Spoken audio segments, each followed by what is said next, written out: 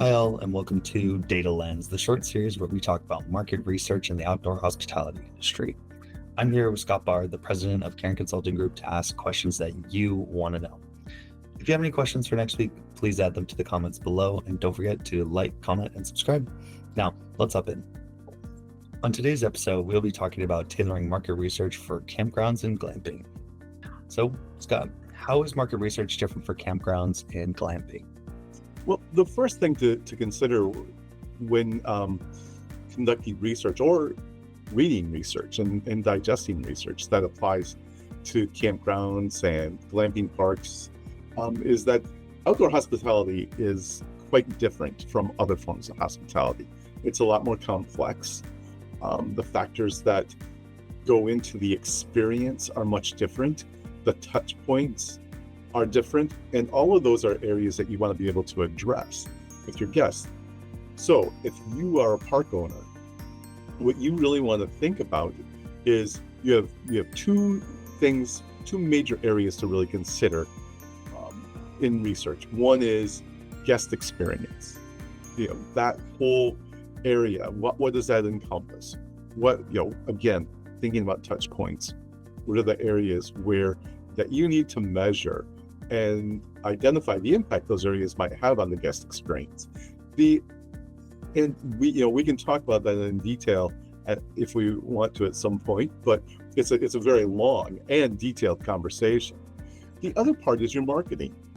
Like, how do you bring guests in, and what is your approach? Because the most important thing that you do is, one, make sure people know about your park and know what you have and what you have to offer, but also what type of guest do you want to attract to your park? That's something a lot of parks don't really think about, is that you want to get the guests that you want, that fit with your park, that you're not marketing to people you shouldn't be marketing to. When I say you shouldn't, you probably shouldn't. There are certain people you probably shouldn't market to because you need to manage their expectations. And again, that guest needs to fit your profile. The research will tell you that. The research will tell you who your guests are, how you get to those guests, and help you develop a marketing plan and approach. And the research will also help you understand your guest experience, what your strengths and weaknesses are, where your opportunities are. It goes into that whole SWOT analysis approach to evaluation. So yeah, the research can help you in many ways, but those two areas are primarily what parks should really consider in moving forward with a research effort. Awesome. No, that's great insight. Thanks for sharing that, especially if I think that lots of parks and campgrounds will find that extremely helpful. But I think even more so, it's like, and this is a natural follow-up, what specific data points are crucial for the outdoor hospitality industry and or projects in general? In terms of outdoor hospitality, some of the things to really consider when you think about, for example, the guest experience and what you have to offer is the idea of experience. What are the experiences? In indoor hospitality, say a hotel or other type of resort, your guests are typically going into little pods of their own each night, and they stay there and they don't interact with other people as much.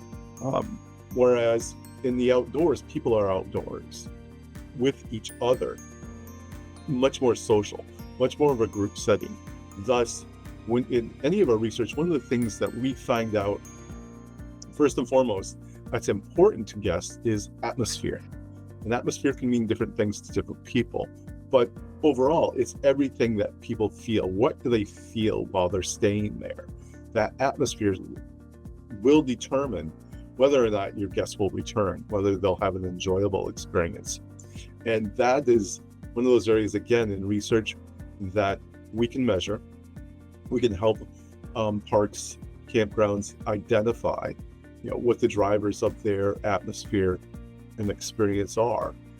Because again, it's different from other forms of hospitality in that part of it, people are outdoors. Safety, security comes up a lot. It's one of the more important things to consider. It's part of the atmosphere. Your other guests, One of the things that we found from our research is that when people talk about safety and security and atmosphere, they place a great deal of the onus on the other guests, and not just the guests in their group, but other guests who are staying there. You will rarely see that happen in other types of hospitality, especially where there's overnight stays, short-term rentals, we'll talk about in particular, where they don't place an emphasis on their interactions with and how the other guests are generally behaving. In the outdoors, it's really important. Thanks for that. Again, really powerful insight. And then I guess that brings us to this second to last question, which is, how does Cairn Consulting Group ensure relevant and actionable insights? The relevant part of it comes from our experience, just working in all forms of hospitality for a great deal of time. We understand and can help focus on the areas that we know are relevant to the stay. Not that we just assume we know everything. We use what we know to build on the knowledge base and ensure that what we gather is relevant. We don't gather anything that we know you can't act upon. For example, it's for example, weather. You can't control the weather. You can control what you have on site that helps people deal with the weather, however. So we're not going to ask people about bad weather because you can't control that. But we might ask about how a campground or a park deals with it if you're there during a bad weather experience. So again, there's the relevance part of it. And it could be a clubhouse, it could be a covered area, it could be having indoor activities. There's many things that campgrounds can do to address this. And this is just one area. But what is relevant? And like, for example, how important is your landscaping? Is it important or isn't it? I can tell you it is. That first impression is important, but that's relevant. We know that's relevant. Again, looking at things that are important and controllable by you are what drive this whole process, and that's how we approach everything. Because again, it's we don't measure anything just to measure. That's a big so what. It's not. We're not going to gather anything that's just good to know. It's need to know what's important.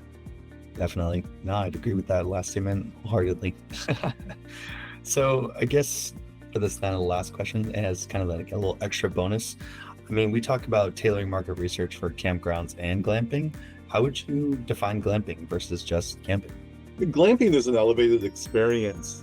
I feel like in glamping, not only is it the type of accommodation, which tends to be more structure oriented, it tends to have more associated with it. And my definition of glamping includes a service component. Some disagree with me on this, but I feel like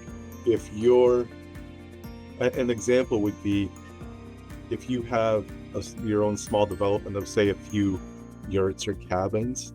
In my view, you're a campground that has accommodations on it. You're not glamping unless you're offering some sort of elevated service, whether it's things like linen service, food service, and suite bathrooms, but a staff presence, a staff that is providing something additional on site. And we've done a lot of research, and we feel that component is what takes you to the next level of offering glamping versus simply accommodations. Awesome. Yeah, no, and everyone keep an eye out for potentially some new content coming out around glamping. I know that we have had some bit of research around that. So yeah, stay tuned. And thanks everyone for joining this episode of Tailoring Market Research for Campgrounds and Glamping. I'm here with Scott Barr at Data Lens. Thanks and have a good day. Thank you.